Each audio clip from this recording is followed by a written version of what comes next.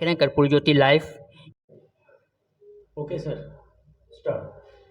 मैं नगेंद्र सिंह संटू और मैं गीतांजलि क्लासेस का जो संचालक हूँ। और आप मीडिया कर्मी को, भाई बंधु को बहुत बहुत धन्यवाद जो कि आप लोगों ने यहाँ पर गीतांजलि क्लासेस में इंटरव्यू लेने के लिए मेरे ऐसा सौभाग्य प्राप्त हुआ। मैं ये इस कहानी से कहना चाहता हूँ कि मैं एक छोटे से गांव भोजपुर जिला से एक छोटे से गांव में डुमरिया से यहाँ पर एक ऐसे उत्साह लेकर शहर में आया जिसमें कि हमके उम्मीद थी कि पटना में जाएंगे तो कुछ करने की इच्छा थी और पढ़ाई की इच्छा थी। और गांव में एक जो लोग थे इतने मतलब कमेंटबाजी और क्या करना। और मम्मी मेरी पढ़ी लिखी थी अच्छी, और उन्होंने एक 2012 में हमको मोटिवेट किए और पटना में आने के लिए किए। तो इसलिए कह सकते हैं कि जो माँ होती है उससे हर बातों को जुबान पर बता सकते हैं।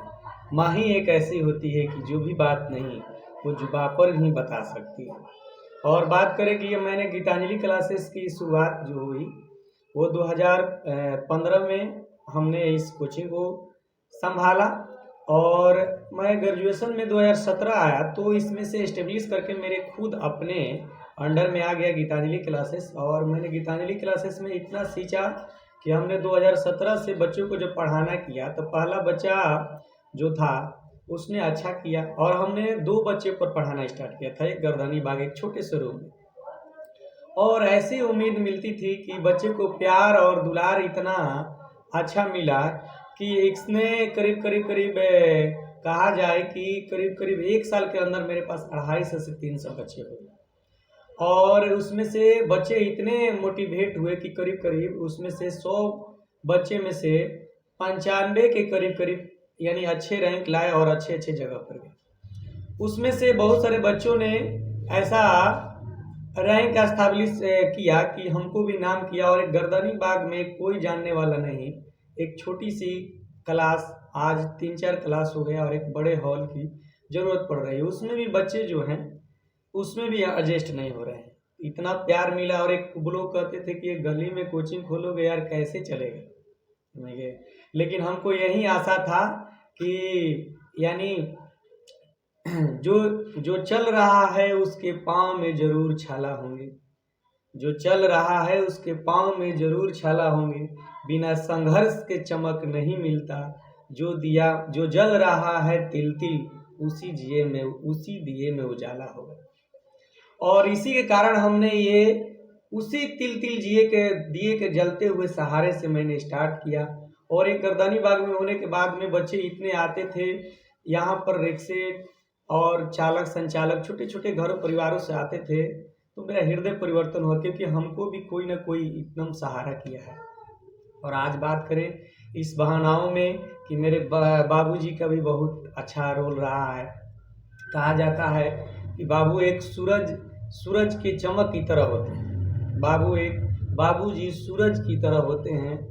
गरम तो जरूर होता है, सूरज गरम जरूर होता है, मगर अगर ना निकले तो अंधेरा छा जाता है। बाप उस तरह के होते हैं। तो हम कहना चाहेंगे कि बाबूजी के, मम्मी जी के मेरे प्यार और सहयोग से और बच्चों को इतना प्यार आज करीब मेरे पास इतने अच्छे खासे हो गए हैं बच्चे कि हमको सुबह 6 बजे से रात को 8 बजे फुर्सत मिलता है। और हमने ठाना है यही कि सबको पढ़ाना है और गरीबी और बेरोजगारी के दौड़ में एक ऐसा काबिलियत बना देना है कि बच्चे आत्मनिर्भर बन जाएं और एक ऐसी उजालों में करे कि बिहार ऐसे पिछड़ा है और वो जहाँ जाए बच्चे अपने बिहार के साथ साथ अपने माटी के साथ साथ अपने यहाँ के ऐसे तो टैलेंट में बिहार के लड़कों में कमी नहीं रहती है। और यही हम चाहेंगे कि पूरे ये दुनिया संसार में यहाँ से एक छोटी गली से निकलकर बच्चे बाहर जाएं। इसी में बात कहा जाए तो एक लड़की थी अर्चना, पिछले बैच की, उनके पिताजी ड्राइवर थे। इतने अल्प घर की लड़की थी कि क्या कहें कि फिर भी कोई सुचारू रूप से हम लोगों को उजागर नहीं हो पाता है। इतने बच्चे आते हैं और आज हमको खुशी की बात है कि वो बच्ची को पूरे ओवरऑल 90% उसका रिजल्ट था। और उसने यहाँ केदारनाथ गर्ल्स हाई स्कूल से की और उसने बिहार जो बिहार बोर्ड जो स्कॉलरशिप लेते हैं 11th 12th एनआई जो इंजीनियरिंग के लिए नीट के लिए, उसमें से बच्ची ने 11वां रैंक हासिल किया। तब से मेरा और मन में उत्साह उठा कि भाई यहाँ गली से, छोटे छोटे गली से इतना अच्छा प्रोत्साहन मिल सकता है, तो क्यों नहीं यही जज्बे को, यही सलाम को फिर हमने यही सोचा था, यही ठाना था वही बात कि बिहार के बच्चों को पढ़ाना है, हमने यही ठाना है। और खुशी की बात है कि मेरे एक मिलर स्कूल में एक दोस्त थे, सर थे, वो बीपीएससी का क्लास चलता है, उसमें से टीचर के पढ़ाई के लिए आए। तो उन्होंने वो जब पढ़ाई में आए तो हमको बोलते थे संटू जी अच्छा कार्य कर रहे हैं। और उन्होंने देखिए बिहार का जो बीपीएससी जो एग्ज़ाम हुआ टीचर का, उनमें उनका फिजिक्स डिपार्टमेंट में गया मिला। और उन्होंने बोला कि आप संटू जी पढ़ाते रहिए, इतने बच्चे आपके पास आएंगे कि मत कहिए। तो हमने यही इरादा लिया है कि यही काबिलियत लिया है कि हमको जो मिले लोगों से प्यार और सहयोग, हम दिन रात मेहनत करते रहेंगे। और क्या कहें कि इसमें हमने गीतांजलि क्लासेस के अपने खून पसीनों से सींचा है हमें। और यही कहना चाहेंगे कि आप आगे तभी बढ़ पाएंगे जब माता पिता का आपका प्यार हो और आशीर्वाद हो और लोगों को भी विचार हो। हमें कहेंगे कि लोग आपको गालियाँ भी देंगे, बोलेंगे भी, लेकिन उस बात को इग्नोर करते हुए चलना है, क्योंकि जब आगे आप बढ़ते हैं तो गाली आपको सुनने या कहने को ही मिलता है। जब आप हौसला ठान लिए हैं तो पीछे क्यों मुड़ना है, जब जज्बात हो आगे का तो पीछे क्यों घूरना है। बात यही नहीं। और मीडिया कर्मी भाई लोग में और जो बड़े सर लोग आते हैं, बहुत प्यार देते हैं कि आप इतने कम उम्र में। तो हमने बोला कि सर ये हमने अपने माँ से सीखा है जज्बात को मेहनत करने के लिए। जब सुबह 6 बजे हुआ करता था तो मम्मी मेरी, यानी पढ़ाई सेंट जेवियर में हुआ मेरा तो मम्मी मेरे गांव में होते हुए, सोचिए कि गांव में पहले बात है 2012 की, कि वहाँ पर किरोसिन तेल, मिट्टी के तेल से पढ़ाई होता था, जो कि 2.5 से 3 लीटर मिलता था। और मेरा ख़त्म हो जाने के बाद में एक दोस्त थे मेरा, नगेंद्र पासवान जी, और वो मेरा वहाँ वो 2.5-3 लीटर कभी ब्लैक मुझको दे करके चोरी चुप के कहते थे पढ़ो तुम बहुत अच्छा काम करोगे। ये सब तो प्यार और कैसे भूल सकते हैं। और आज लाने में जो लोग सक्षम नहीं थे जो करने के लिए, आप मत सोचिए, मेरे भी ऐसा ही कंडीशन था। आप लोगों की, आप ये मत सोचिए कि हम नहीं कर सकते हैं, आप भी कर सकते हैं। करीब करीब पटना की बात हम 2012 के शेयर करें तो मात्र रूम रेंट हम लोग 2-3 दोस्त रहते थे, 2400 रुपया था, जिसमें से 800 रुपया भी एक किसान का बेटा के लिए सोचिए कि कितनी बड़ी बात होती थी। एक बार तो 800 रुपया हो गया था, लेकिन गाड़ी भाड़ा में 50 रुपया लगता था आने के लिए।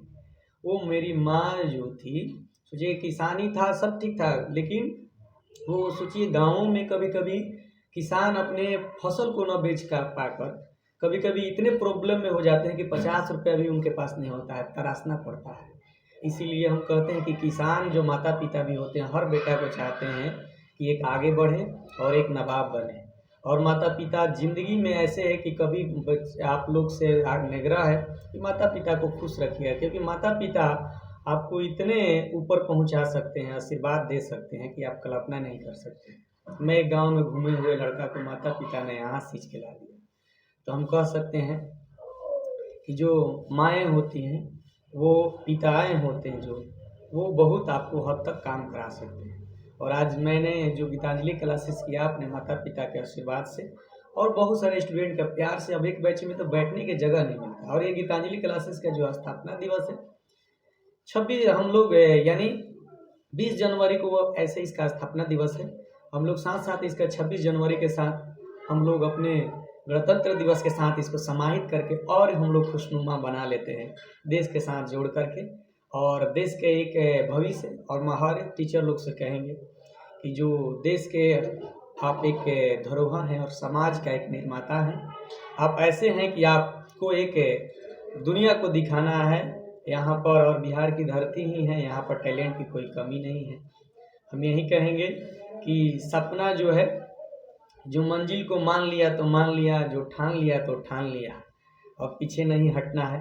हम यही कहकर अपने वाणी को जो भी विराम देना चाहता है अपने। और थैंक यू मीडिया प्रभारी आप लोगों को सब लोग।